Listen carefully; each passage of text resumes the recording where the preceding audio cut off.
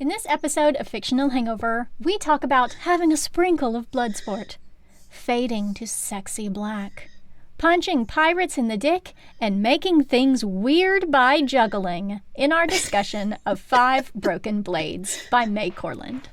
Fade to black. Fade to sexy black whilst juggling. Hey everybody, welcome to Fictional Hangover, a podcast about young adult and new adult, and sometimes other books, series, authors, voice actors, and illustrators that's full of spoilers. I'm Amanda.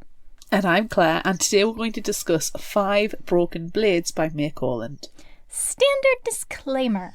If you haven't read this book, please remember that Fictional Hangover is all about spoilers. If you haven't read or listened and don't want to be spoiled, stop listening to us and go read or listen to the book. Then come back. If you haven't done this but want to pretend that you have, or if you don't care about spoilers, or if you just like the show so much that you don't care about any of that, then listen up. Yay. Yay! This one's going to be a long one, so It is. everybody gets snacks. If you're anything Yes. like me, you still have leftover festive food lying around. Probably gifts, because let's face it, you can get too much.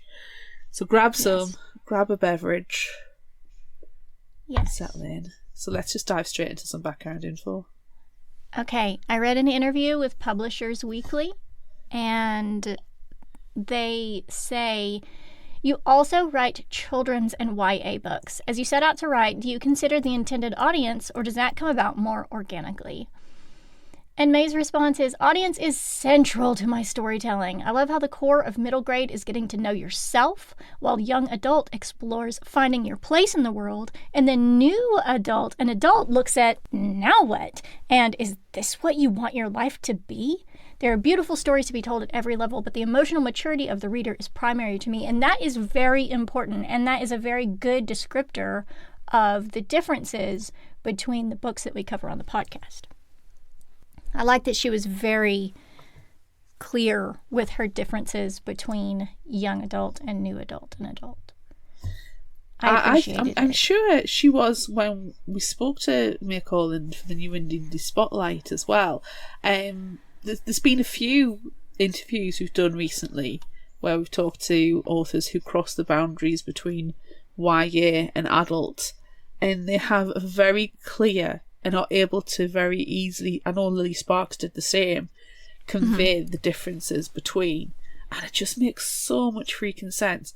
And I think you have a lot of respect and credibility for the authors who are able to do that. Yes, it makes, I hope that it helps people understand, like, why librarians do what they do and how they choose books and where they put books in their collection when you see it from the author's mouth right here. Like, this is why this book is in this section and this book is this way. But, everyone can read anything they want to, but this is what happens in these books and why they are for the ages that they are for. Yeah. Exactly. It makes me happy. It makes my heart happy. It's not authors that are kicking off about the state of things, is it? It's those narrow-minded individuals who aren't subscribers to our podcast. Right. So... Yeah. I mean, it sucks to be them, really. They can live, they're living their terrible best life, having the days that they deserve. Yeah, they are. But anywho, that doesn't matter. Let's have some initial thoughts. I'm just happy. I'm happy that this is another one that we covered on the New and Indie Spotlight. We had a New and Indie Spotlight episode about this one, and I'm glad that we were able to smoosh it into our schedule and make it fit with one of our themes. Even though we don't have to fit a theme with every book that we read, it's real fun when it happens. And I'm glad that we were able to do this one. Like, I read it right after it came out, and that was last year.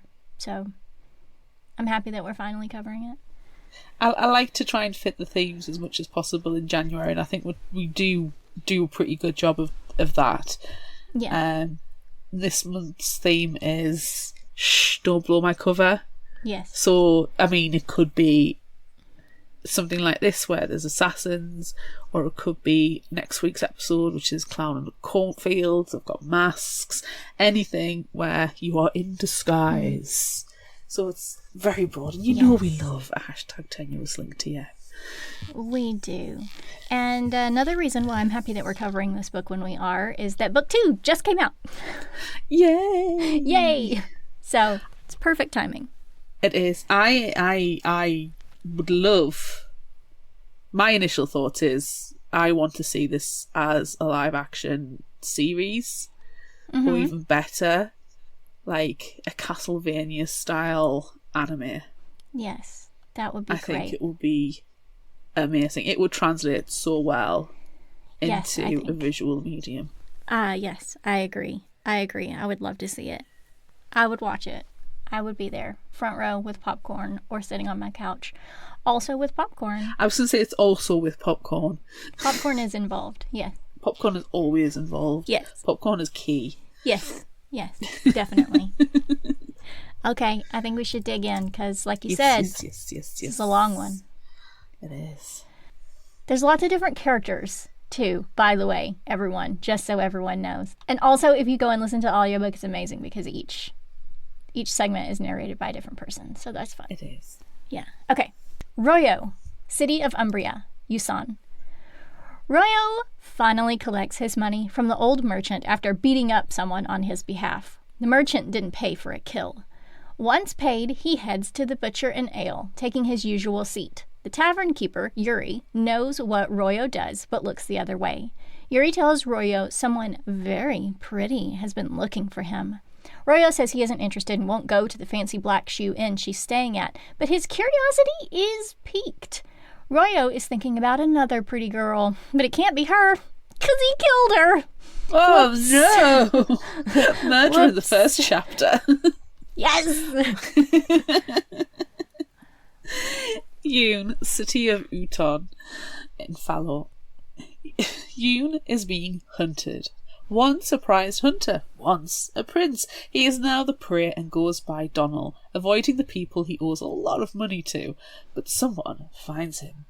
Yoon finds a red envelope addressed to the prince on the door of his room. The letter has an offer for Yoon. Heading to the stables, Yoon finds another red envelope. This one is being held by someone. Oh, it's too late. Murder in the second chapter? Maybe's definitely a scavenger hunt. Oh! Sora, City of Gain, Yusan. The meadow is beautiful, but also deadly. She's not sure when the foraging lessons with 9-year-old Glee began, but it's useful to know which mushrooms are poisonous.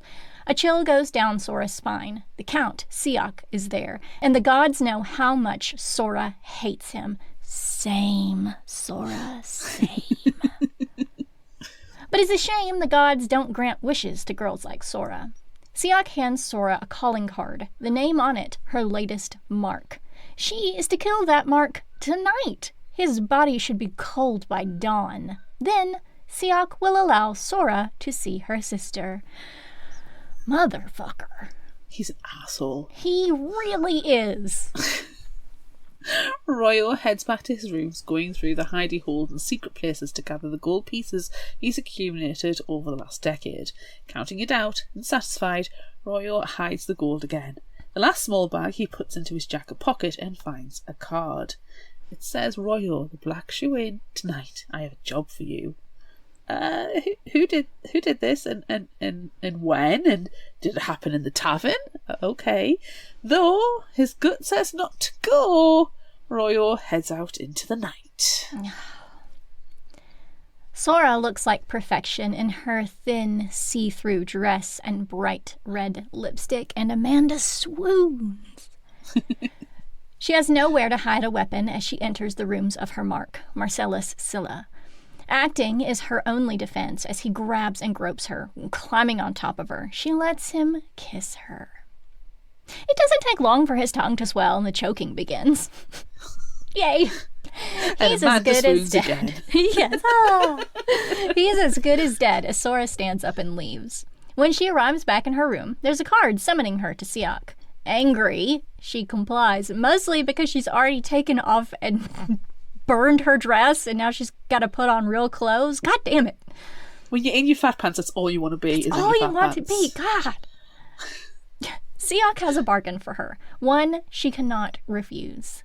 Kill King June, the God King, and all her debts will be cleared, and she and her sister will be free of his service. Mm-hmm. I don't believe him. No. There's no trust in our relationship. No. Yoon is greeted by Mikhail in the stables. He's sarcastically glad he doesn't have to leave another note for the prince since he's late.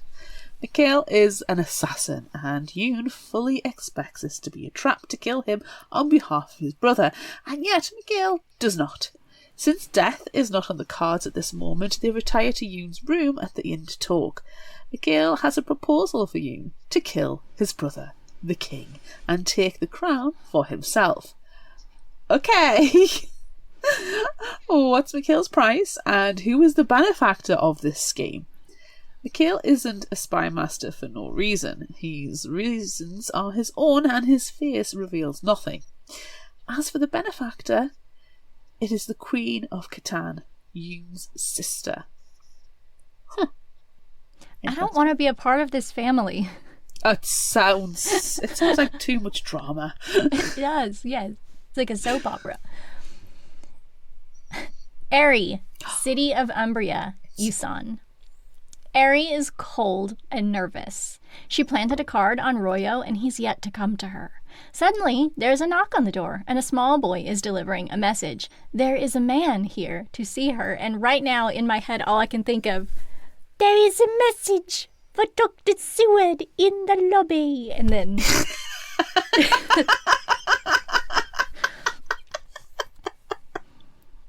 Eri bounds down the stairs at the last moment and composes herself. Eri suggests that they take tea in the parlor so they can talk. She has no idea how to hire muscle, especially very nice-looking muscle.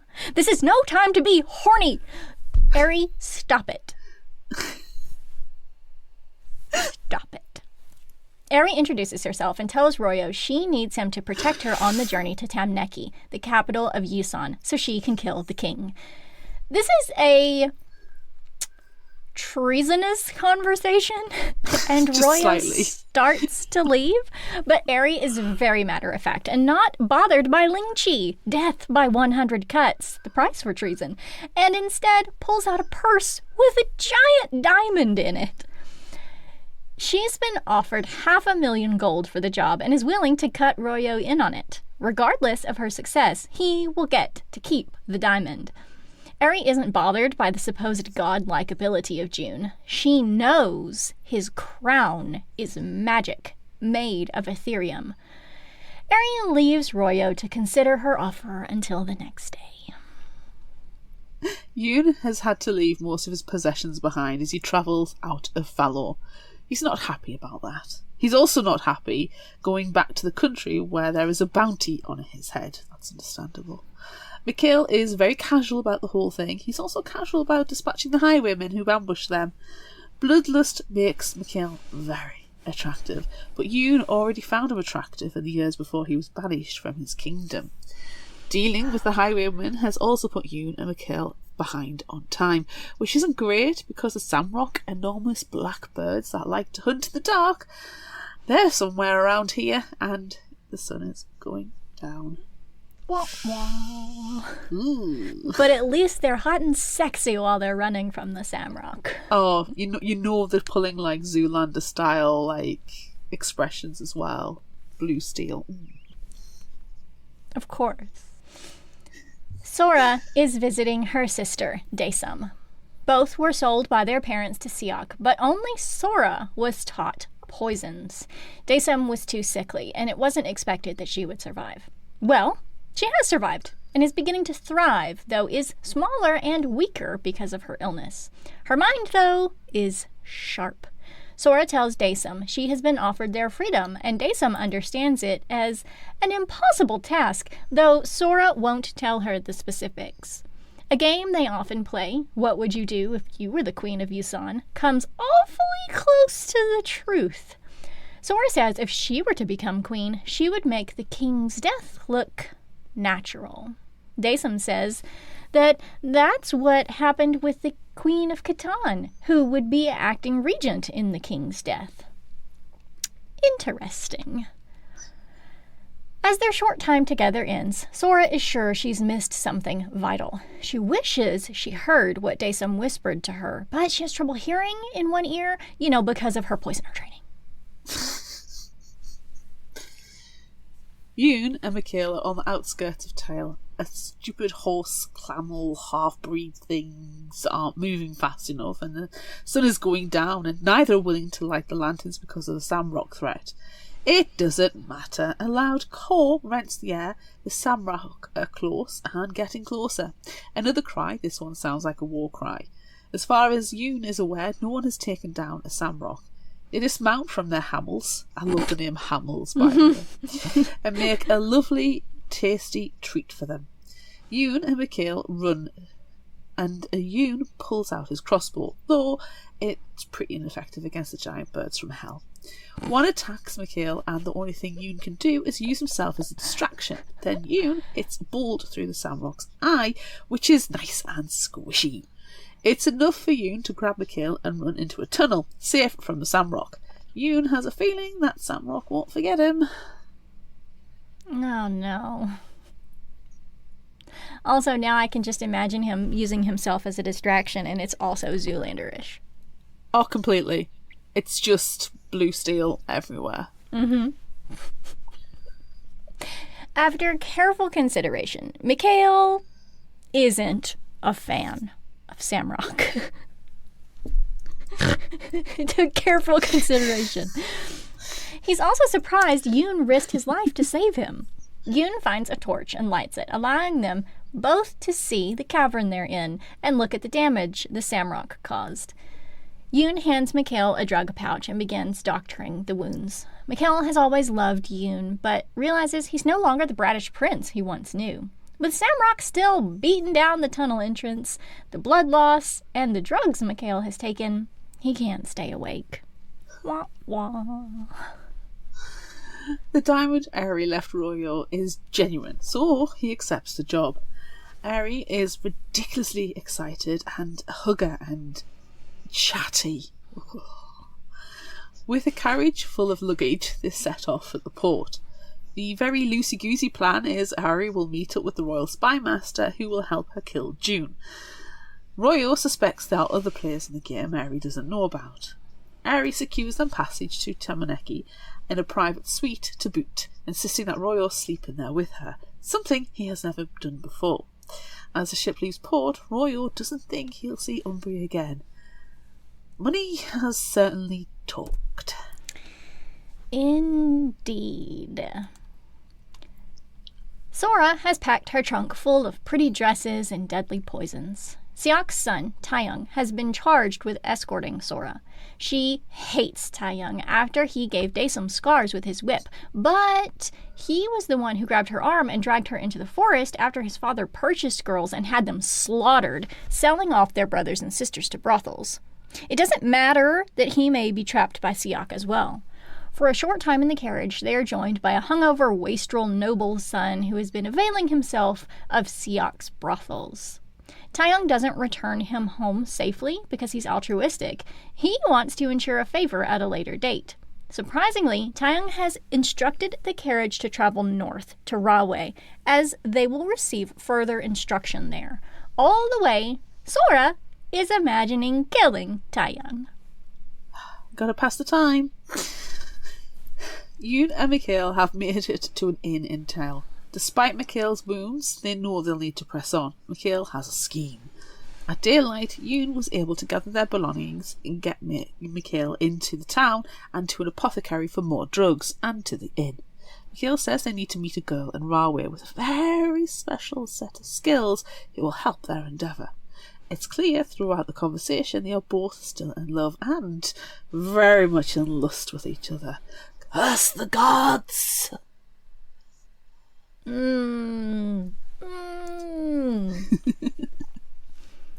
Aries' cheerfulness and constant chatter is grating on Royo, and because he promised not to leave her, there is no respite. A few days into their journey, whilst eating dinner, Aries, out of the blue, asks Royo who Laura is, a name he keeps mentioning in his sleep. This startles Royo, and he escapes to take a walk on the suite's balcony. When Aries comes out, he explains Laura was the girl he loved, who was killed by 2 gang goons who followed him to her house. He booked it out of her bedroom window, thinking her father, Juan, had come home. Juan was found covered in her blood and was blamed for her murder, and now he's serving time in Salt Prison. It wasn't until he was jumped by the same 2 goons, and they were bragging about her murder, that Royo realized what had happened. He snapped and killed the goons, and since then he's been trying to make things right. Royo is saving up money so a guard at the prison will help him break Juan out. But now King June has ordered all old convicts to be hanged, so Royo only has about 2 months to gather the huge fee the guard is charging. As Aries is about to open up about her mother, Royo sees pirates on the horizon. God damn it.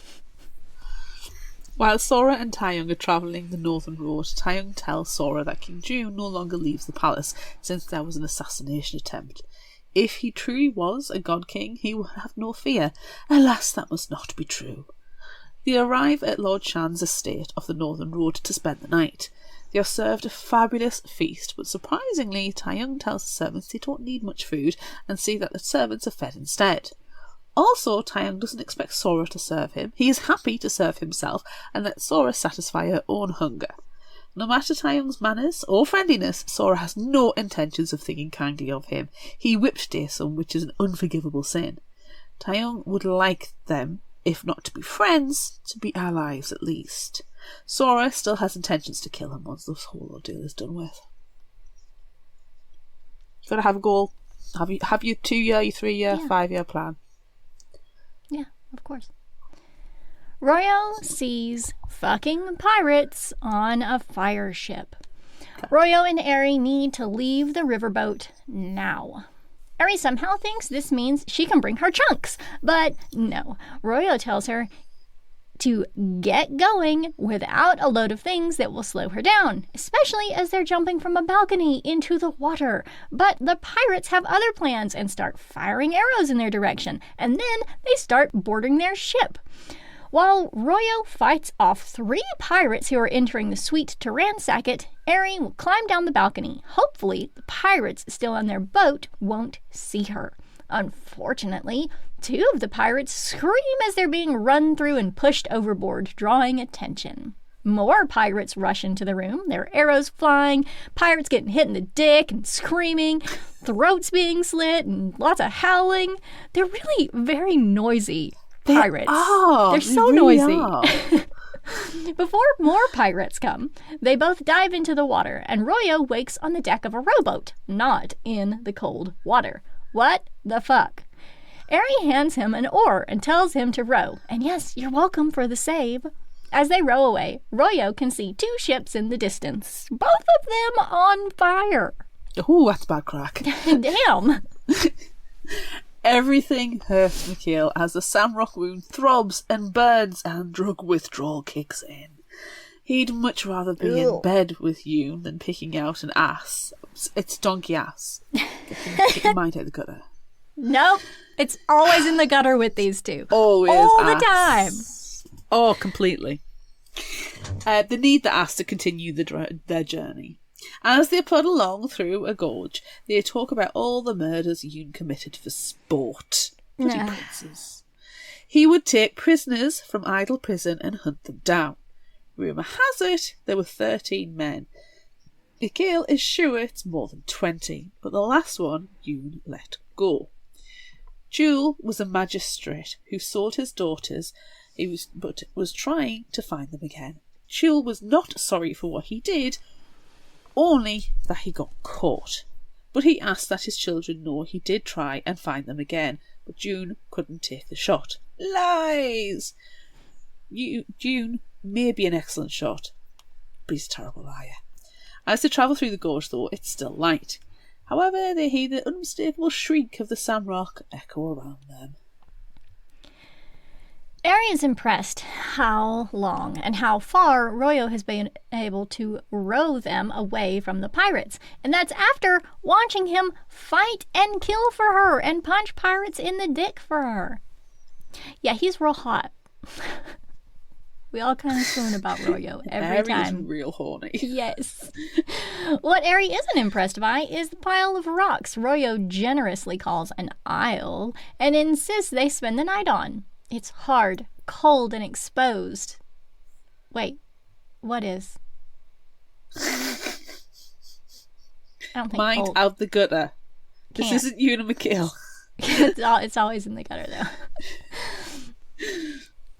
Look, this isle is their best option, as there are no ports nearby, and they stand a chance of another riverboat picking them up. It takes a lot of cajoling for Eri to persuade Royo to join her under the cloak she grabbed as they fled the pirates. Not for any fun naked time. Shame. Real shame. She's just so cold and needs his body heat. And that's how it always starts. Yes. Yoon and Mikhail have made it further through the gorge and into Tangun Mountain Pass. Along with the worry of Yoon being recognised in the towns they will be travelling through, his longer hair and beard should help. There is an ever-present worry about that bloody Samrock following them. The donkeys at least seem to know what they're doing. It constantly surprises Yoon that he has the faith and loyalty of Mikhail, and he believes Yoon will be a fair king, unlike his brother, and that when Yoon was banished, Mikhail secretly helped him escape. Suddenly, a cry rents the darkening sky. Fuck these Samrock! Seriously. What assholes. Taeyang is in love with Sora, which is 100% obvious for everyone involved. But she's suspicious of him feeding servants and children. Sure, he has an ulterior motive. Really, all Taeyang wants is to be more his mother's son than his father's. He no longer wants to be like Siak, despite years of trying. This journey is difficult for him. His father has ordered Sora's death once she has killed King June, and nobody is surprised. The Samrock hasn't appeared. Yet. As Yoon and Mikhail carefully make their way through the mountain pass, they find a small boy huddled on the ground.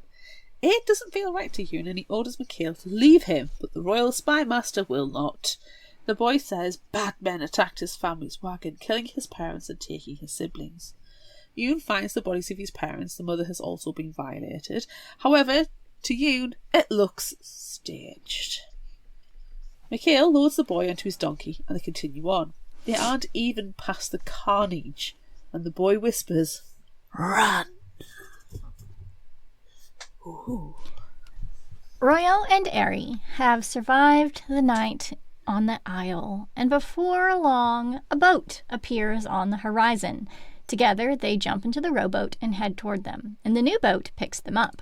How lucky! Once aboard and assigned quarters, Eri takes off her wet dress and pulls on her bathrobe. Royo has the misconception that because Eri likes nice things, she's some rich merchant's daughter, but she isn't. She's the daughter of a courtesan. She is a girl who has nothing. Her mother is dead, and her father has never been in the picture. But she is determined that once the king is dead, everything will be set right. Royo, seeing Eri in a new light, tells her not to double-cross him. That's fine. He has nothing she wants. Except for that hard, cold, exposed... Sorry. I'm talking about inappropriate things. Might hit the gutter. Contrary to popular belief, Yoon does not enjoy being right. I think that's... The boy in the massacre was a trap. The goons who attacked them in the forest set it up. It's a bloody battle and Yoon is nearly killed, but Mikhail runs the goons through with his sword. The boy, who up until this point is kept out of the melee, shouts "Da!" at the last goon, standing up and jumps in front of the goon, taking Mikhail's sword through his chest. His father runs for it, but Mikhail is faster, and soon the goon is a bloody mess on the ground. What a little shit. Motherfucker. Sora and Taeyong have reached Rahway. Surprising her, they are to stay at an inn, but dine with the local count, who is in on the regicide plan, but wants to keep some plausible deniability in the scheme. Taeyong assumes all the counts are in on the plan in some way or another. As they continue on their journey, Yoon questions Mikhail as to why his sister Quillamar wants him to be king. It's no secret she's no fan of June, and Yoon is the only other option. Yoon then finds out that the king of Catan, her husband, is dead, and she is openly ruling as regent. Quillamar likely thinks Yoon will be weak and easily control king, but none of his siblings really know Yoon. Mikhail knows Yoon, and he's about to know him a lot more intimately. Again. Right now. Fade to black. Meanwhile, in other horny corners of the country, Royo and Ari have reached the city of Rahway, and Ari has gone shopping for them both. Royo sees it as wasting time, but really they need clothes and are waiting for her contact, the spy master, to reach them. Ari, he's a little preoccupied right now. He is. He's busy. Getting busy. Yes. Indisposed. Yes. He's fucking. Sora and Taeyong are meeting the Count of Rahway, Rune. He's a slimy one. At dinner, he puts Sora on his right, which she doesn't like, as she has nerve damage in that ear and struggles to hear out of it. When he offers her a drink, Sora accepts water. Soon, they are joined by two others. At Rune and Taeyong's bow, Sora is able to work out royalty has joined them. It's Yoon and Mikhail. Sora is introduced to Yoon as a rare creature, a poison maiden, and to display her abilities, Rune has a large dog brought in. And he makes the dog drink the rest of Sora's water, and the dog immediately dies. Sora is angry her drink was doctored with tabernacle poison, even though it has no effect on her. Yoon can tell Sora is pissed off. When conversation turns to the plot to murder the king, Sora finds out that the crown is the key and what makes June immortal. Sora walks out, needing air. Gotta say, I did not love this scene. No, I did not either. Rune is an asshat. Speaking of, the Count Rune follows Sora outside and tells her not to jump from the balcony.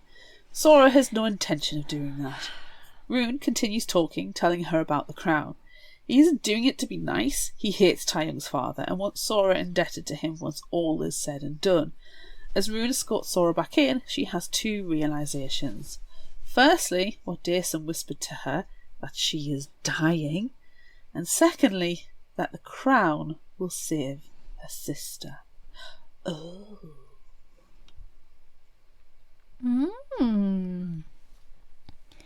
In his room, Mikhail pulls Yoon into his closet.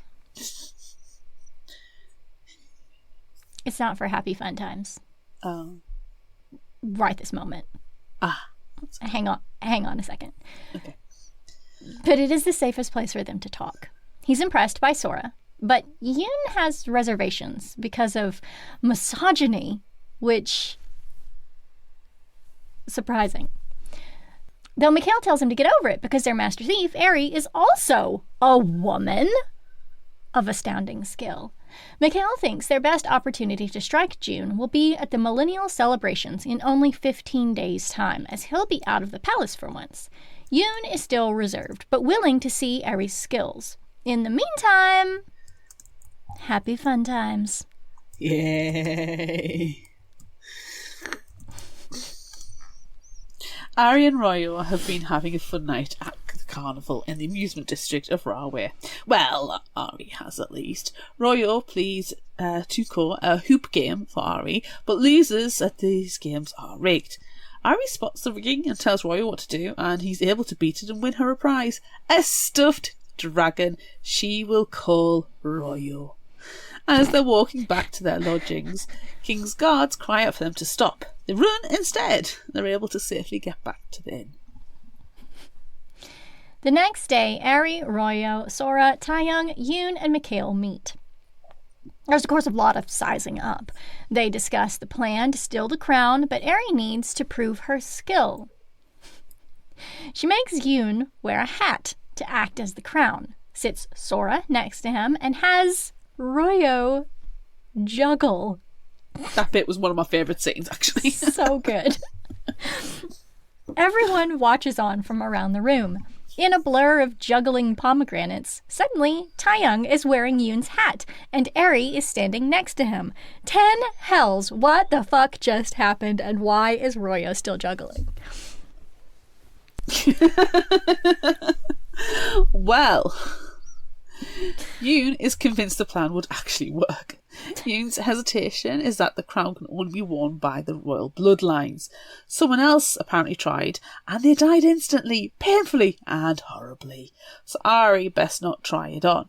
The fact that June and Yoon don't actually share the same parents it's a tiny little fact he doesn't actually share with the group, because he doesn't want to admit his mother, the last king's second wife, took a lover, which resulted in Yoon.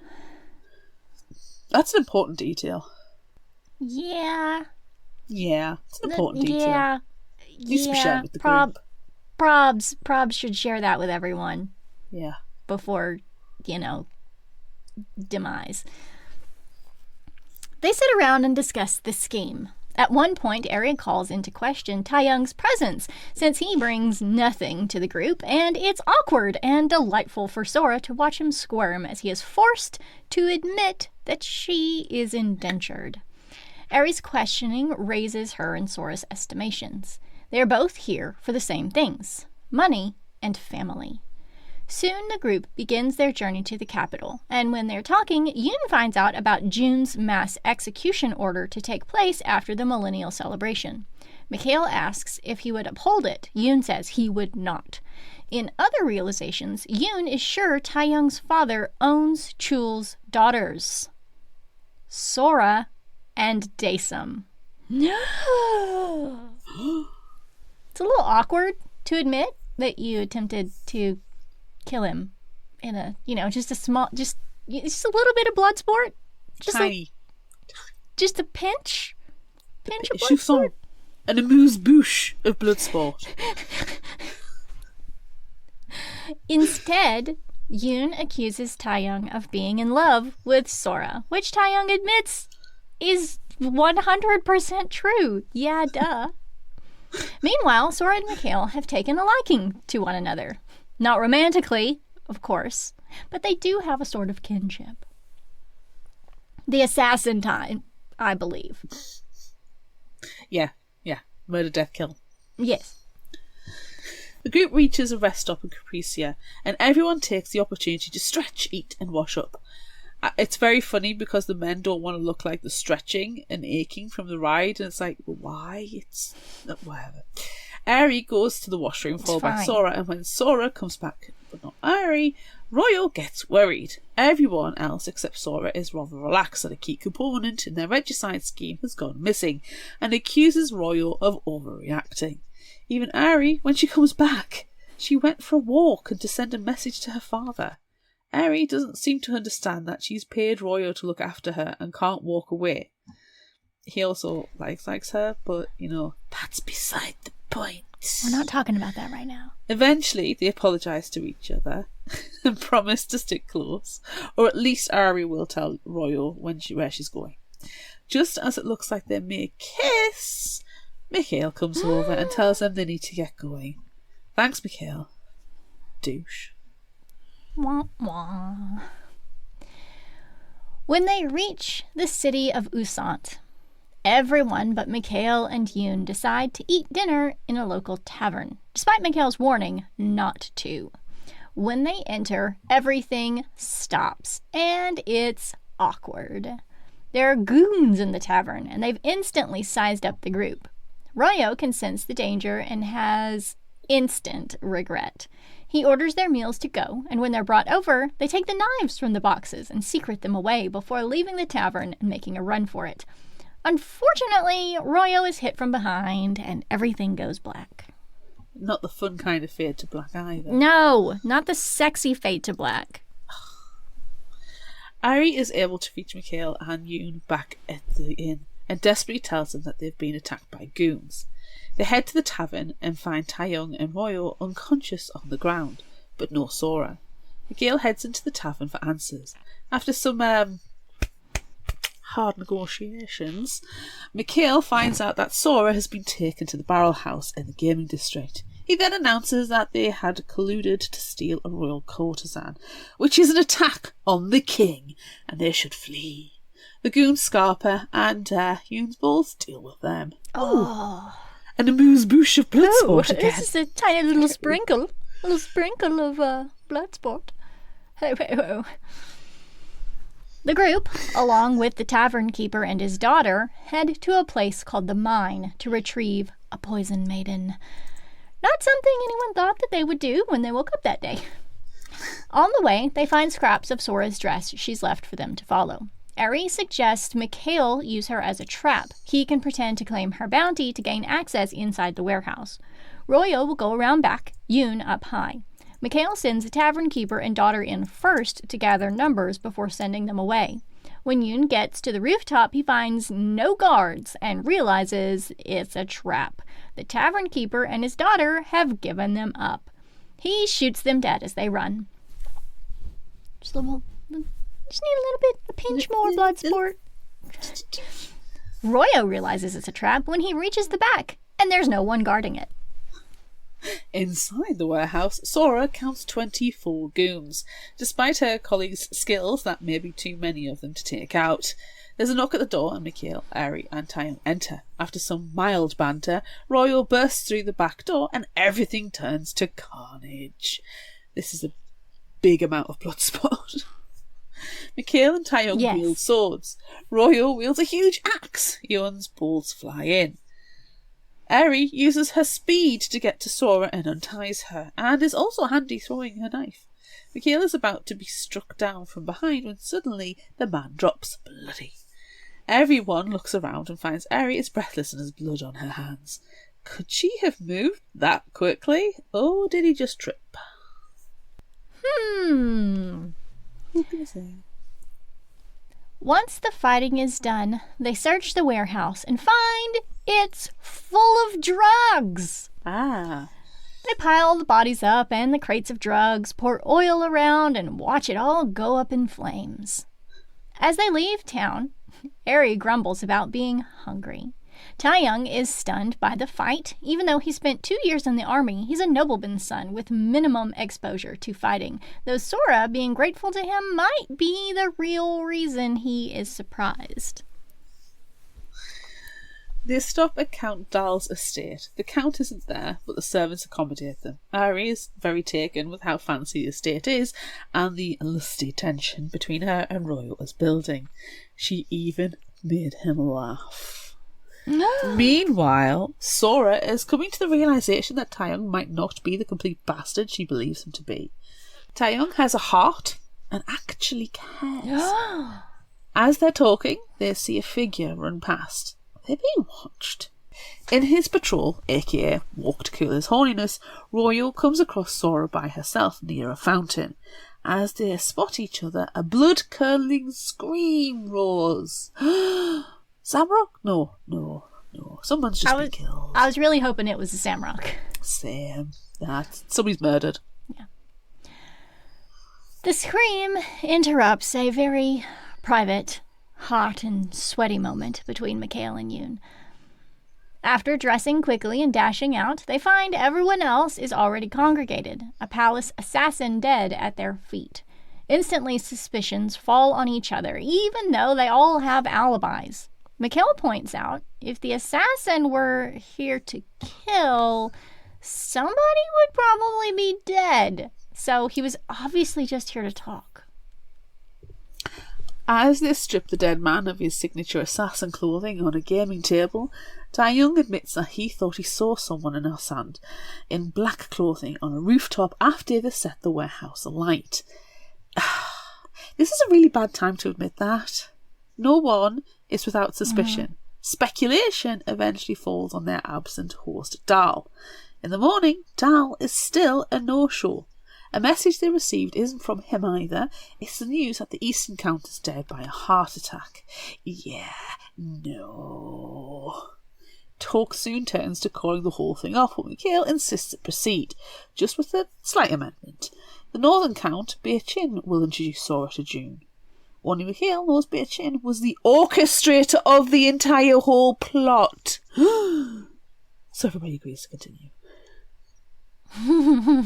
No! Gasp.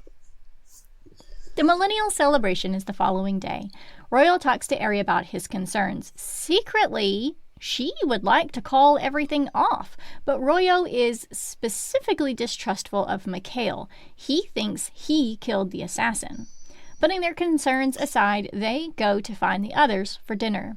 Mikhail is out, but Yoon tells them to order in and everyone can eat in his suite. When they knock on Sora's door, it's clear they interrupted something awkward. What they interrupted was a near kiss between Sora and Taeyong. Turns out, Sora is starting to really like Taeyong, believing him to be a kind-hearted person trapped by his own father. She even confesses her plan to steal the crown to give to Daesum, but Taeyong points out that though the crown would keep Daesum alive, it would be easily taken from her. So it would be better to help Yoon get the crown and have his access to all the royal doctors. And this makes a lot of sense. Taeyong has a confession too. He's already burned Sora's indenture certificate. She's free. Already. Wow. Yay. As a group, they enjoy a last meal together. Realistically, it's not jovial. They're about to commit a spot of regicide after all, so paranoia is running high. Even Yoon is questioning Mikhail's motivations. He loves him, but he knows so little about his past. Mikhail hasn't shared that his family was slaughtered at June's orders. His entire community was, on a day known as the Festival of Blood. That doesn't sound like just a spot of bloodsport. That sounds That's a lot of very bloodsport. messy. Yeah. And the idea was it was a putting down a rebellion. Meanwhile, Royo finally confesses he wants more with Eri, and she's more than happy with that. And Sora and Taeyong plan for a possible future together. It's too early to be planning your futures together, friends. Something horrible is ultimately going to happen. You need to commit the regicide before you commit to the future. Sora wakes in Taeyong's arms and is happy.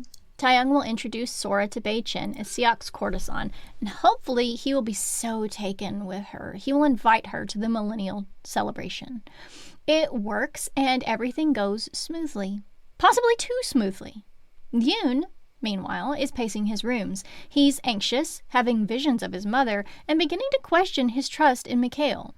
Mikhail is currently in Kuali Palace, talking to General Solosa, confirming June's presence at the celebrations. However, General Solosa also tells him to bring the traitors in alive.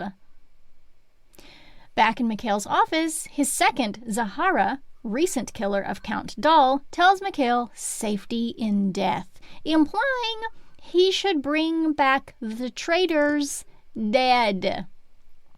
Dead or alive, Mikhail will bring them in. Interesting. Ooh. Ari dresses in a valet uniform Mikhail has given her. He also tells her that if everything goes wrong, to run. This does not help quiet her nerves. Royo isn't near Ari. He's in a guardsmith uniform with Sora and Taeyong. The royal box is above the goal at the other side of the arena, and it takes a frustrating amount of time for Beichin to escort Sora to June. She has to feign boredom, literally yawn her head off, and Beichin tries to not include Taeyong in the party, which is a little strange. He's a cat son. Inside the royal box, Mikhail is anxious for Beichin to bring Sora. He's even contemplating stabbing June himself. After all, the key player, Eri, is already in place. Mikhail thinks about Yoon, how anxious he was, and how he won't be pleased that Mikhail is intending to destroy the crown. Mikhail is doing all this for love. Not just the love of Yoon, for the love of a free nation. Meanwhile, Yoon is waiting inside the arena for his moment to take the crown when someone approaches him from behind. They hold a weapon to his back and tell him they have orders from Mikhail to bring him in. Inside the royal box, Sora finally arrives and is introduced to June by Beichin. Eri takes the amulet of the Dragon Lord from beneath her uniform and for the cost of a month of her life, stops time. She takes the crown from June's head and places it in Mikhail's hand. When time resumes, she hasn't moved, and Sora strikes. She kisses June on the lips with one of the deadliest poisons she has, with enough poison to kill 5 men. June tells her the kiss was delightful and does not die. Ah! Oh. Shocked, Sora turns to Mikhail holding the crown and sees him slice it in two with his sword. What is he doing? Then things go to 10 hells. Mikhail is knocked out by a guard and more grab Beichin, Sora, and Taeyong. Others lift Eri up and Royo fights to get to her. She mouths, "No, Royo." And as he's having a good scream, guards grab him and he curses everyone. He probably punches a dick or two. Oh, hopefully. Mikhail comes to in Kali Palace. Everyone else, including Beichin, is there. June smugly strides in and tells Mikhail he destroyed a decoy. The king then goes on to thank Beichin and lifts the sanctions he placed on Umbria before dismissing him. Asshole! He orchestrated all of this. Turning to everyone else, King June sends Taeyong to idle prison for committing treason and greets his daughter, Ari. What? What the hell? What is going on? Twist. To the group, June thanks them for a successful assassination and to consider it a demonstration of their skill. He wants them to steal the golden ring, a Dragon Lord relic from his sister Quillamar, currently ruling as regent in Catan. King June makes promises to everyone once he has the ring, which he wants before the end of monsoon season, which is starting imminently. Yoon will be crowned Prince of Yusan again. Sora will have her sister, Taeyong, the chance to kill Seok, and be given the recently deceased Eastern Count's estate to live in. Mikhail would be regent for the Eastern Count's heir, who's only a child, which will elevate him to a noble and give him the power to effect real change. For Royo, Juan will be given his freedom and the 100,000s Eri promised him. Eri and her mother will be posthumously acknowledged by June, meaning Eri will become his legitimate daughter. In less than grand transportation to Catan, Sora succumbs to some realizations. June is scared of Quillamar. She's part of a good team who accomplished the impossible, and the enemy of her enemy is her friend.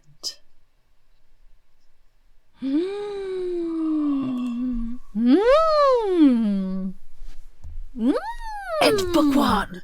End of book 1. Fade to black. Not that kind of fade to black. Not the sexy good kind. fade to black. We're not No fading to sexy sexy black. We're fading to end of story black. There's lots of different kinds of fades to black here. Nah. This is Fade not the to black sexy has one. lots of, and there's lots of different types of blood sports. Like, Yes. do you want a We'll sprinkle, sprinkle. a Susan, an hors d'oeuvre? Yeah. Yes. Anywho, let's have a promo. Let's have a promo for another show. Hi, it's JL Bleakley. Arden Jones. And Shelley Mack. We are authors, friends, and critique partners with a passion for YA books. We all know that feeling when you finish a good book and you're just bursting to talk to someone about it. And that's why we're here. Each month we choose a YA book to read and discuss, spoilers and all. And that's not all. We talk book covers, tropes, publishing trends, and so much more. All with the insight of being in the industry, but most of all, as readers like you with a love for reading brilliant fiction. Check out YA_bookjam on Instagram and X for our book announcements to read along with us, and catch up on our previous episodes at YA Bookjam, available wherever you listen to podcasts. Fading back from black. Fading back from black. But not sexy black. Not sexy black, no. This is pose black. I really enjoyed the second half of the book much more than the first half of the book. I really liked it more when everyone came together. But I do appreciate the beginning with the story set up, because you do have to know what's going on in everyone's lives and why that they're all like so willing to kill the king. But I did like the book so much more when they all got together and shenanigans started happening and some blood sport. But I really like it. It really picked up for me then. I 100% agree. Like, my initial thought after finishing was I really enjoyed it, but it could have been a bit shorter. And I noticed, because I was doing the ebook at the same time as the audiobook, and I noticed that the group did not come together till like literally halfway through. I think it was actually dead on the 50% mark. And I was like, wow, that's maybe a quarter to a third. That's that point I would have liked them to have come together, because it did feel like, oh, so we're going to travel now. There's pirates. Oh, we're going to travel now. There's a Samrock. Now we're traveling. And there's this. There was, and I get it builds tension, and I get that it's the drama of the thing, and no journey is necessarily an easy journey, but also no journey is also full of strife and traps and big blackbirds that are going to bite your face off, and pirates. It seemed like pirates getting punched in the dick. Pirates getting punched in the dick. To note. Yes. Dick and punch. Pulling blue steel while fighting for your life. Yes. Yeah. So, yeah, I felt like there was a lot of side quests that didn't necessarily need to be there. Yes, I agree with that. But I do appreciate the setup to what is going to be a trilogy. I think it was fine. And even though, it was a little bit long, and we probably could have done with one or two fewer Samrock scenes, I still loved it. But I loved Royal and Ares segments the best, I think. Yes. Especially one, most importantly, the pirate getting punched in the dick. And two, the juggling. Yes. The juggling scene. I can't imagine him, because he's supposed to be this big, beefy, hulking, handsome muscle guy, and she's like, "Here, you juggle these pomegranates," and he's like, "What?" Okay. Actually, I can. He really seems like a very good guy. Yeah. Oh, okay. I will. He's Thank a giant you. teddy bear. He's a really giant murder bear. He really, really is, and I love him. I enjoyed that the carnival scene as well, when they're playing the game, and she's like, "Oh, go on, win me your prize." He's like, "They're rigged. All the games are rigged," and he does it, fails miserably, and she's like, "Do this," and wins fantastically. Yes. Yeah, I appreciated that as well. Their segments, every single one. So if we could get rid of the Samrock, because jumping around a little bit, part of my surprises, I've got this kind of like a mixed bag of surprises. Part of my surprise is that nothing happened about the Samrock ... yet. It seemed to be like building up to something that never happened, at least in book one. Yeah. And saying that, the Samrock never forgets. Yeah. And is the Samrock going to come back in, book 3 with a vengeance? And it's going to be the Die Hard? original trilogy. I mean, that would be fun. Samrock with a Vengeance. Samrock with a Vengeance. Makes them do different puzzles all across the land. Yes. That would be hilarious. I would appreciate that. I can only hope that would happen. But I don't know. And that I have my Jeremy doubts. Irons is somehow involved. There's always a Jeremy Irons somehow. And Samuel L. Jackson as well. We need to get Samuel L. Jackson in there. Yes. He is also there. And he's just constantly saying motherfucker. Oh, constantly. He's now taken over the amuse-bouche of bloodsports. Yes. Being very unimpressed with everything. Yes. Yeah, so basically, if we could have dropped the Samrock bit, kept the pirates, because that bit was hilarious. Yeah, it really was. I would be quite happy with that. Yeah. And this is going to sound really like heartless, but it's my opinion. I'm allowed my opinion. Sure. But I give zero shits over Daysum. Yeah, I didn't care about her either. Whatever. Sora fighting for her own freedom and autonomy was enough for me. You do not need to bring in the little sister who is potentially dying.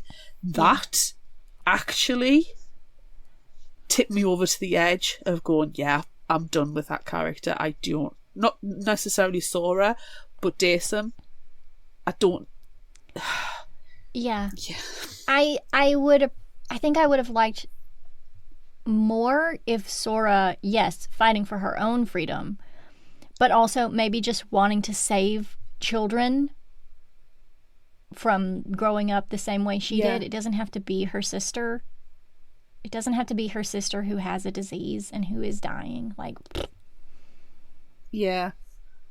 I don't care. Do you know, like, game shows and stuff where, like, I don't really watch this type of junk, but it reminds me of things like X Factor or America's Got Talent and that kind of thing, and they're talking to the person going, why are you doing this? Why are you making yourself a spectacle for the nation to ridicule? And like, oh, I'm doing this for my ex relative, and if they're old or disabled or have a sickness or a disability or in any way, shape or form have some additional needs, it's instantly like the violins start playing and it becomes about their I don't know, it's like false sympathy. I hate it. Yeah, so sorry if I sound callous. Whatever, Daysum. Bye-bye. Yeah, nah. Maybe she'll have died by the time we meet up with her again. Well, maybe. Shrug. Maybe she'll have a use. If Daysum comes back and she's killed Sork, I'll be happy. Yeah, or if she's just dead, then Sora is angry because her sister is dead, and then she'll go through a thing where she feels useless because she wasn't fast enough, she wasn't good enough, and then someone will snap her out of that feeling, and then she'll be the one who saves the day at the end. Yeah, my personal theory is Daysum's just hitting her teenage hormone years, and it's not that she's dying, it's just that she's just, you know, the teenage bundle of emotions and you don't know what to do or where to do stuff, and you've got restless legs at the same time. Yeah could be that. There's something that we didn't really talk about much in the summary. In fact, I don't even think we mentioned it really in the summary at all.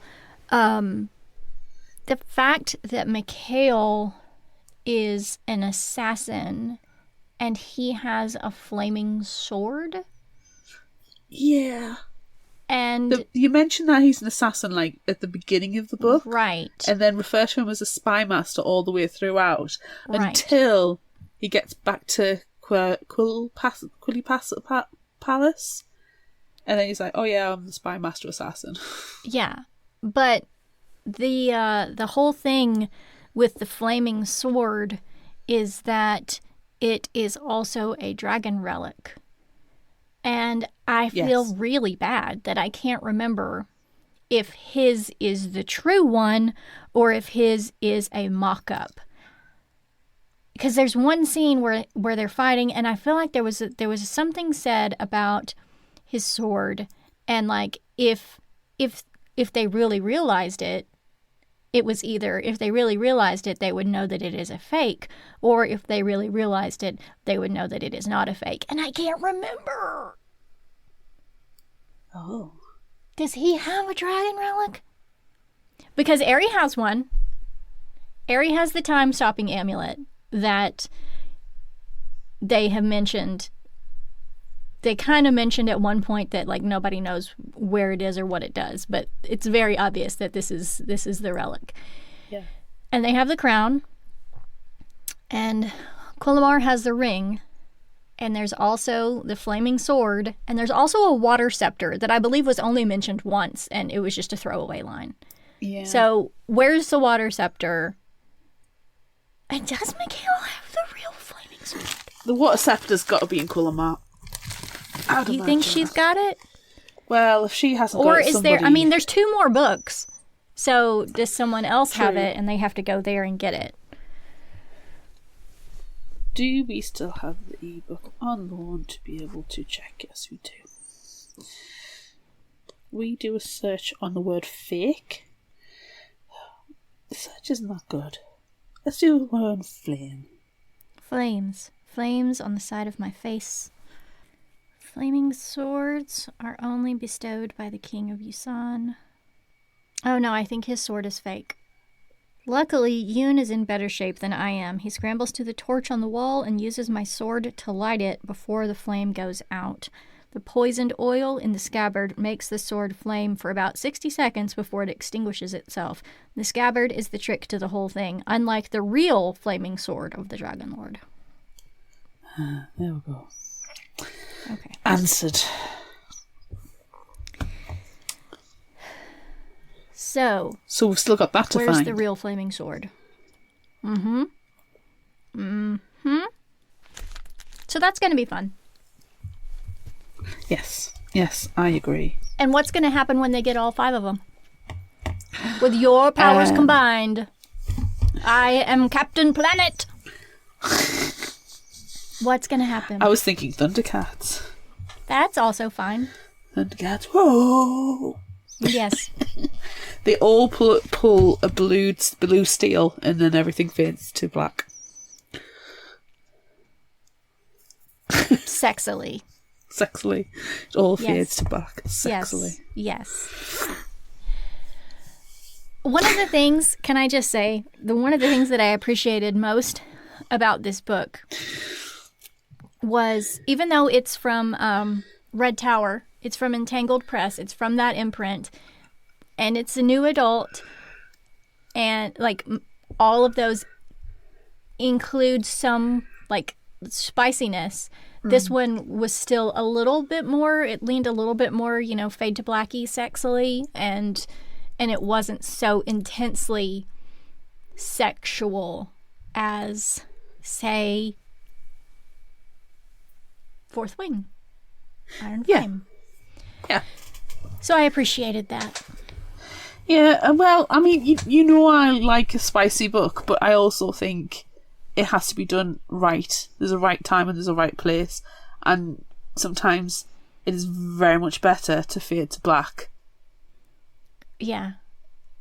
I don't think it's key for this story as much as it is for Fourth Wing. Definitely. I mean, I agree that we need to know how freaking horny Yoon and Mikhail are for each other. Yes, that we definitely. need that. It's and we need to know definitely that important. they've got a sexual past together as well. Yes. And we also need to see Aerie's horniness for Royo when we find out that she's not 24, 25. She's actually 19 because of using the dragon amulet has aged her that much. You kind of go, oh, right, that explains a lot of the behaviour. Oh, that's why she is so goddamn horny all the time. That's why she's perky, and she's probably a morning person. She probably is. Don't trust But she's her. precious, and I love her. Yeah. Their I think- scenes are my absolute favourites. Yes. I think that Ari and Royo are my favorite characters. But Same. I also really like Sora as well. Oh, no, I do like Sora as well. I felt a little sorry for Taeyong. Because obviously as an outsider looking in, we can see that he's under the pressure of, conforming to what his father wants and demands from him. And Yes. he is as stuck as Sora is, just in a very different way because, patriarchy. Yes. But he does seem like he's trying to be a nicer person and a better person than his father. So I'm hoping we see Taeyong kill Sok. Yeah. Or Daesum. Somebody's got to Daesum. kill Seok. Somebody's He's got to gotta kill go. Seok. Yeah, Yeah. he's gotta go. Any of He's them gotta can do go. it. All of them Yeah. can do it together in a sexy fade to black blood sport. I think Orient Express it. Everybody Yes. just stabs in and, Yeah. everyone wants to blame and no Everyone. one wants to blame. Yeah, I like that. I like that a lot. Let's do that. Punch him in the dick like you should pirates. Please, someone punch him in a dick at least once. Also, I said a dick, not the dick, as if to imply he has more than it's one probably so negligible. No, I think it's just that it's so negligible that it's a dick and not the dick. It's an Yeah, all okay. blessed kind of amount of dick. dick. Oh. Yeah, okay.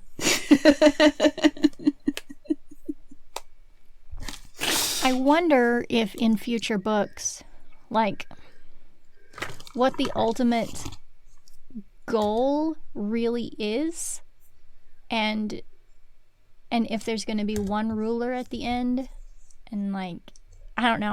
I'm curious. Yeah, I'm curious what's going to happen. I agree. I think that, certainly for me, the entire plot seems to be one ruler. But Yeah, who is it going to be? yeah, I feel like as well we're going to find out that Yoon is not the illegitimate child that he thinks he is. I think we're going to find out that really, because otherwise Ari is more legitimate than what he is. yeah. Or In maybe terms they're gonna figure that out, and then Yoon's misogyny is gonna come back swinging. Oh, that was so bad, wasn't it? He was just the most overtly misogynistic character out of the lot, apart from the Counts. Yeah, it was painful. It was painful because I really like the two of them. I really like Yoon and Mikhail, but then he's like, "Ugh, what is she gonna do? Ugh, she's just a woman. A girl. Ugh, she's just a girl."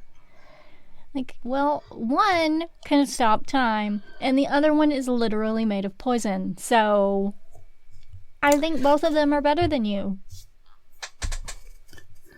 Sorry, not sorry. Women of astounding skill, Yoon. Women of astounding skill. What can you do? You have an amuse-bouche of blood sports on occasion. You have an hors d'oeuvre of blood sports. A buffet during the prison days, but that time. Yeah. It's oh, well done. You're a big man. You've got somebody who is probably starved, beaten and tortured, who's been in prison for goodness knows how long. You've taken them out and gone, all right, run for it, and then you shoot them in the back with your bolts. Oh, wow, what a big man you are. Yeah, not impressive. No. Not impressive. Not impressive. Ugh.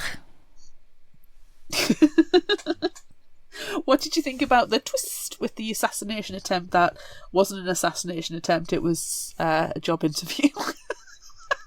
I really appreciated that. I love a good, last minute twist and this was a good one. I will say that I wasn't expecting it. I was caught off guard by it being a setup and a job interview. I was not surprised, however, that the king didn't die. I had a feeling that something was going to go wrong with that, but I didn't really think that he would have set up the whole thing as a test. Yeah. So the fact that the assassination attempt didn't work, fine. Knew that was going to happen. That was fairly transparent. Right. But the job interview aspect, yeah, that was good. That was a good twist. Yeah. Yeah. Wouldn't mind more job interviews like that. Yeah. Surprise murder job interviews. Fine with it. I'm fine with that. I like it. With a dash of bloodsport. I mean, for a librarian, I think that should be part of the remit. It should be a job description. It really should be. It really... No, Claire. You could do the murder of 1,000 cuts very easily. I could. Just fan one book open. Yeah. Done. Yeah. No, Claire, librarians shouldn't murder people. Unless it's by handing them a book and going, read that, it'll kill you, but actually it's emotions. Right in the feelings. You know, you handed that person dead inside, a book though. that'll change their life. Well, I mean, you don't have to be alive. That's fine. You don't have to be alive, it's the other person. That's true, that's fine. All right, okay. Anywho.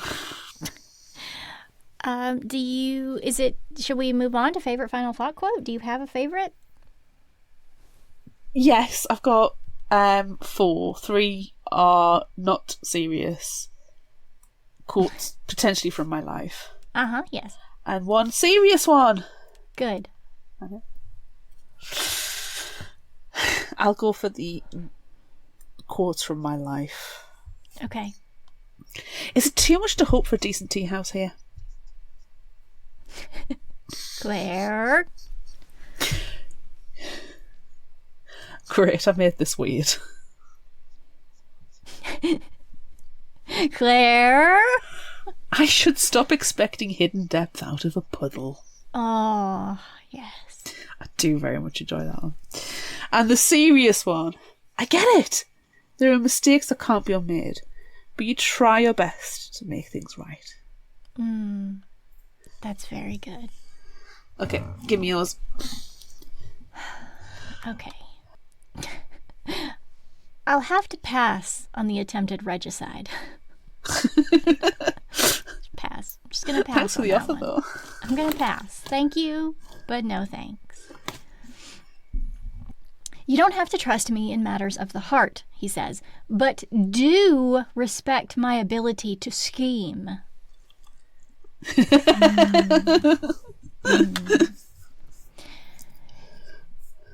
Do you think there's peace after vengeance?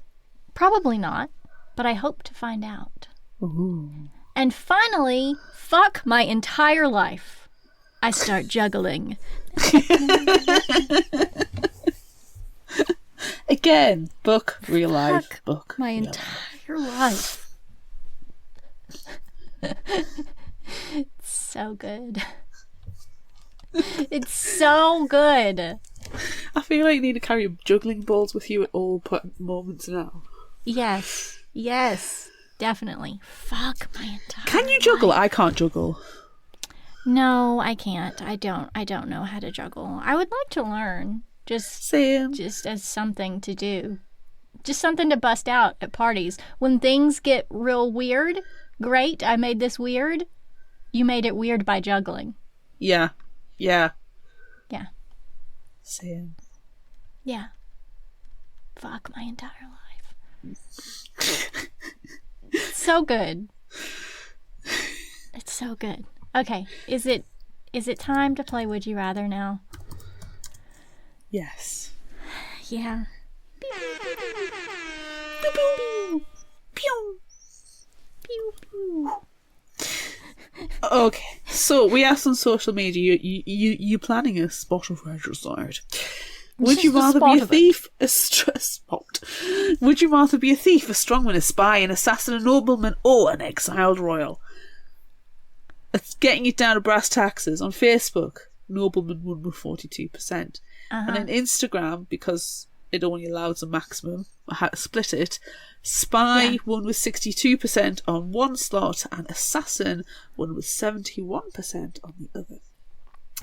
And fuck everyone else, because too many options aren't available in their platforms. It really is unfortunate. Whatevs. We'll just bust out the juggling instead. Yes. We have comments. Coral on Facebook said, I can't decide, depends on the day. I would like to be all of the above, so today I will be a spy. Just hope I don't get caught, then I'll be the assassin. Claire on Facebook said, it would have to be nobleman or exiled royal. I'd be absolutely useless at the rest. I'd crack under pressure as a spy, and I'm not sneaky at all. I'm not sneaky at all. I have accidentally beeped my car horn too many times to be under any illusion of my stealth ability.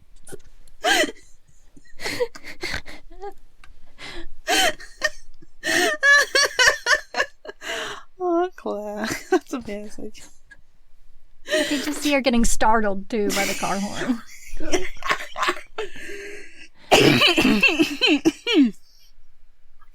Candace on Facebook says, fully depends on if being an exiled royal means I keep status and wealth of a royal or not. If not, deaf a nobleman. So yes, then exiled royal. If the clout and positive of being a royal with none of the stress and work, lol. But I assume I won't get to keep that stuff, so I'll say a nobleman. And just to clarify, I would love to be a great art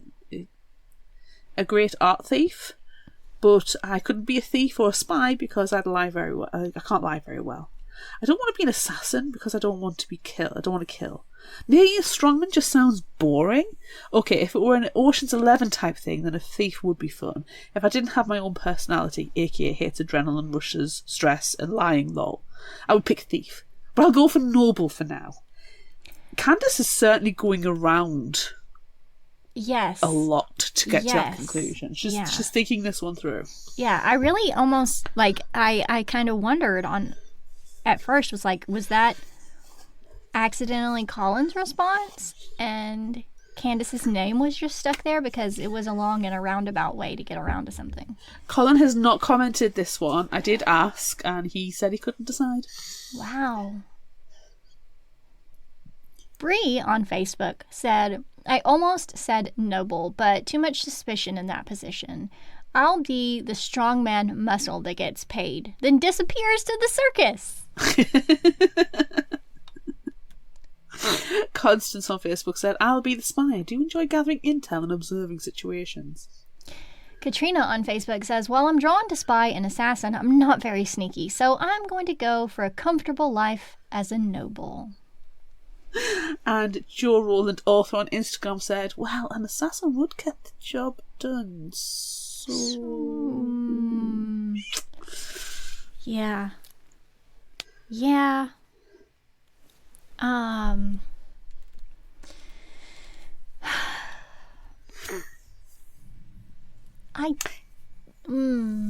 You see, it helps knowing everybody's abilities. Yes. And being the thief like Ari would be cool. Yeah. But then being an assassin like Sora, as cool as it would be, it was not an easy journey to get there. No, definitely not. Or are you an assassin like Mikhail? Because Mikhail is also an assassin. True. I mean, he has a lot of trauma too. Yeah. You see, I'm also drawn to being a strong man, a strong woman. Because then you could be, you could be one of those women where other women will go, damn, stand on my throat and look me dead in the eye. And you're like, yeah, I can do that for you, love. And everything gets a bit horny and fades to black. Sure, yeah. So I'm feeling that. I think I might do that just for the fear to the like spiking the horniness levels and getting Yes. everything to fade to black. Yeah. Be on theme with the episode. I think you're right. Also, the dick punching and the juggling. Yes, I could punch pirates in the dick Yes. and perform astounding feats of juggling. Yes. Wow, I'm a strong woman. Yeah, okay. I think I'm going to be a thief. I like the idea of being sneaky. And then I also I'm thinking of weird movies today and pulling them in. But in Mr. Deeds, his little assistant guy who just pops up every now and again, and he says he's very sneaky, sir. I want to be him. I mean, I don't want to be him because he had a weird thing with feet. But I like the idea of randomly appearing when nobody is expecting me to be there, and then pickpocketing you, and then disappearing. I feel like there's a lot of shenanigans that can happen being a thief. 100%. And especially if you're using the relic, the amount of shenanigans. Yes. you would age so fast. I know. But I mean, it would be worth it. It'd be fun. It would be fun. Yeah. For the whole 5 minutes that you've had it. Yes. And I age 40 years immediately. It's fine. It's fine. Next question. Who would you rather choose as your partner? Everyone is teamed up in this book. Mm-hmm. So, who would you choose to partner with? Royal. For the dick punching? For the dick punching and the juggling. Yes. I also think he seems like the nicest one. Tai Young's nice as well. But Tai Young has certain limitations. Yeah, he doesn't seem to have any special skills. He's just a dude. He's got no worldliness about him. He's got no life skills to draw on. Yeah. He's got no street smarts. So I don't think he'd be very effective. So I'm going to go with Royal, or if it's the other way around, Ari. Yeah. Even though she does suffer from the same issue of Tai Young as having no street smarts. She's not. Well, she does. She does have some street smarts, but she feels very naive. Yes. But I think she'd be quite fun to hang around with. She's very young. Yeah. Exactly. But I think she'd be fun to hang around with. So if I'm going to partner up, it would probably be Royal first, and then if it was to flip it over the other side, it would be Ari. Well, I think that makes perfect sense based on our answers to the first question. We'll just partner up with each other as the strong man and the thief. Oh, nice. Yeah. Because I think I would do the same thing. Okay, next question. This could get awkward. Who would you rather choose as your partner? Owen. Oh. I think again I'm going to have to go with Royo. It's the juggling for me. It's the ability to randomly juggle, but also dick punch people. He's just got everything. I can't deal with Yoon's misogyny. Yeah. He would have to be punched in the dick. Yeah. 100%. And I would honestly be afraid to choose Sora. Because look at the scene with her and Tai Young. Is it a Three Dark Crowns situation too? Is she going to be so made of poison that she just murders everyone on accident? Well, that's what the theory is. They haven't tested it properly. Yeah. But I do really like Sora, but I don't think I would want to be her partner Wink on account of, instant death. And Tai Young's a wet blanket in that regard. Yeah. So it's got to be Royo first, Ari second again. Yeah. Yeah, I agree. Yeah. That was easier than I thought. And none of us are considered Mikhail. He is fully eyes zoned in. He has blue steel towards Yoon, and that's it. Yeah, they're just in love with each other, and that's fine. Yeah, they're going to be in the wardrobe, Yes. making a mess out of the clothes. Yeah. That's fine. Okay. Fade to black. Fade to black. Which relic would you rather have? We have the crown that has that gives immortality. The ring is it has the powers of alchemy. The amulet can stop time.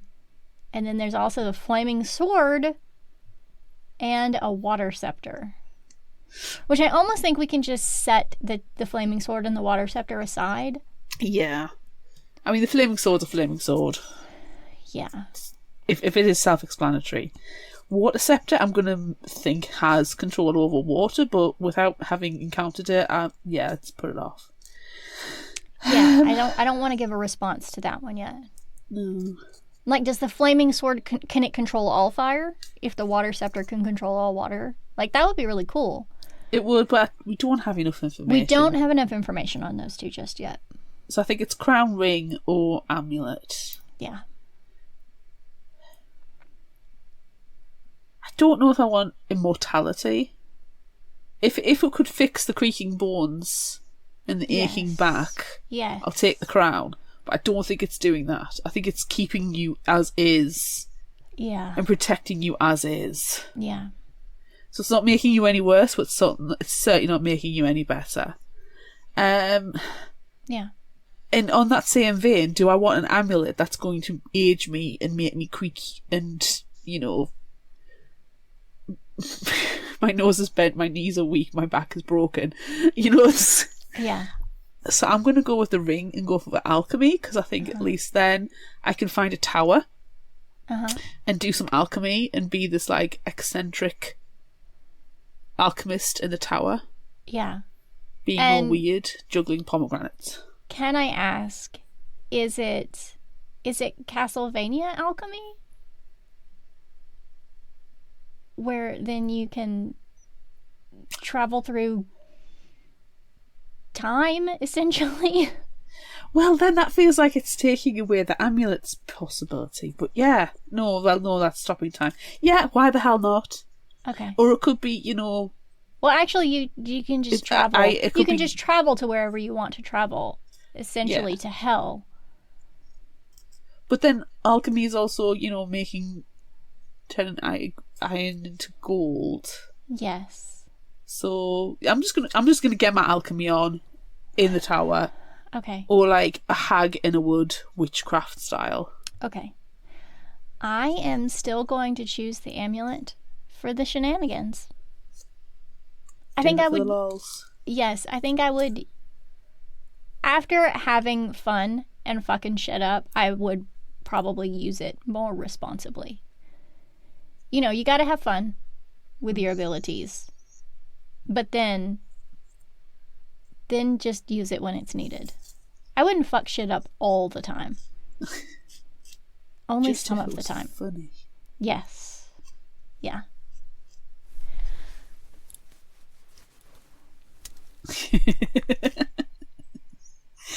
Okay, last question. Would you rather help King June or help Queen Quillamar? I don't know. I don't know a whole lot about Queen Quillamar just yet, but I feel like I want to help her. Oh, same. June's shown his colours, and I feel like they aren't good. They aren't good colors. They're dull and muted and ugly colors. So I think Quillamar at least wants to bring down the patriarchy. Yes. So, and I'm on board with that. Yeah, that's a good goal for everyone to have, I think. Although I really hope when we read book 2, we're going to be like, oh shit. Bad decision made. Womp womp. It's either, it's a rock and a hard place. We don't know. We don't You know. don't know who's best. But you know what? We'll read the second one, go, shit. Read the third one and realise, in the end, what they did was set up a parliament. No, that would be nice. But then they put on all of the relics. They combine all relics into one when it is necessary, and then they have, their Thundercat or their Captain Planet to save the day when necessary. Yes. Yes. I can't wait. I can't wait to see what happens in the rest of this trilogy. It's going to be good. All right, moving on. If you liked this, try this. What are you going to suggest? I am going to suggest it's Iron Widow. The sequel, Heavenly Tyrant, literally came out a week ago. Nice. The author is Shiran J. Zhao, and I'm going to read the back of the blurb. So the first one in the series is Iron Widow. The second one's Heavenly Tyrant. It's very good. I'll read you the back, and then I've got to go with the quote on the second one, which will win you over as well. Okay. The boys of, and I apologise for pronunciation, the boys of Huxaya dream of the celebrity status that comes with piloting Chrysalis, giant transforming robots that battle the aliens beyond the Great Wall. Their female co-pilots are expected to serve as concubines and sacrifice their lives. When 18-year-old Zetan offers herself up as a concubine pilot, her plan is to assassinate the ace male pilot responsible for her sister's death. But miraculously emerging from the cockpit unscathed after her first battle, she is declared an Iron Widow, the most feared pilot of all. Now that Zetan has had a taste of power, she sets her sights on bigger things. The time has come to stop more girls from being sacrificed. It's penned as Handmaid's Tale meets Pacific Rim, with Chinese history and mecha science fiction. Yes. And yes. I'm not to go into on the board. Second one, but the back blurb quotes from the book, I have to read this out. They tell me you are vulgar, dangerous, bloodthirsty, self-absorbed, manipulative, and an all-round affront to sensibility. What do you have to say for yourself, Rusatan? Yes, that's pretty much who I am. Still want to marry me, Your Majesty? Yeah. Yes. Yes. Thank you. Yes. Hundo P. So yes, very good. Sarcastic. Sounds great. Yes. What do you got? I am going to suggest The Half King by Melissa Landers. It's another from the Entangled and Red Tower publishing house. They do have some great ones. It's a good publishing house. They really, really do. Yes. King by day, shadow by night. The great betrayal changed everything for the allied realm. Long ago, the kingdom's noble houses rose up against the goddess, and for their treachery, the firstborn of each noble family was cursed. One with perilous beauty, one with destructive knowledge, and one with insatiable bloodlust. And Amanda is already intrigued. But the royal house Mortara received the worst affliction of all, for while the king exists during the day, he fades into nothingness at night, until his 21st birthday, when he will be lost to the shadows forever. Now an acolyte has arrived at court. Like all the second-born children of the allied realm, she's destined to serve the goddess and become a seer. Only Cerise Salon has no gift of foretelling. In fact, she has no magical gift at all. Instead, she is surrounded by courtiers and priests, smiling sycophants whose hearts are filled with secrets and lies. And at the center of it all sits His Majesty Kian Hannibal Mortara, with his haunting eyes, sharp tongue, and an unerring ability to send her pulse skittering at the worst possible moments. Falling for him is unthinkable, because the king is the last of his line, and as the specter of his 21st birthday and the full force of his curse approaches, the kingdom holds its breath. But there's only one way to save a dying king, and it lies with the one person who's hiding the biggest secret of all. Cerise. What is she hiding? Ooh. Ooh. Ooh. I feel like I just need to buy every single book published by this publishing house. Honestly, they're so good. Do we have... Of course we have. A new and indie spotlight. Yes, we do. Yes. Surprising no one. The new and indie spotlight that I'm choosing to share is book 2 of this trilogy, Four Ruined Realms, that day of episode release just came out yesterday. Oh. The King of Yusan may be the greatest liar of them all. His sister's ring is in his sights, and he will do anything to get what he wants, even manipulating the 5 blades to steal it. Bonded by a common enemy, then divided by deceit, the blades must rely on their skills to pull off King June's pursuit or risk his legendary wrath. A foreign rule of law stands between them and Quilamar, the Queen of Catan. Now they have 1 month to steal the powerful golden ring of the Dragon Lord, but that impossible task might be easier than trusting one another, even though their lives, their families, and the realms depend on it. They can all agree on one thing. The king can't win. But can they beat him at his own game? Because for the Blades, this time it's not just personal. It's revenge. Lies may have torn them apart, but now vengeance will bring them together. Oh. Oh. Nice. Yeah. I'm excited. I'm excited for book 2. Saves. So that's it for this episode of Fictional Hangover. I'm Amanda. I'm Claire. Join us next time as we discuss Clown in a Cornfield 3, The Church of Friendo by Adam Caesar. Look out for our Would You Rather polls and monthly challenges on social media. Don't forget about our book club on Discord. Be sure to visit our shop on Redbubble at fictionalhangover.redbubble.com for all your favorite Fictional Hangover themed merchandise, and become a patron of ours on Patreon at patreon.com/fictionalhangover. Until next time, remember, the only cure for a fictional hangover is another book.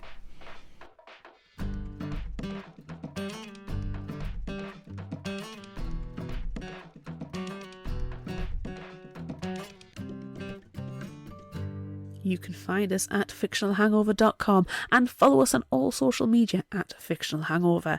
If you like this episode, check out our others and be sure to rate, review and subscribe so you don't miss out. Thanks for listening.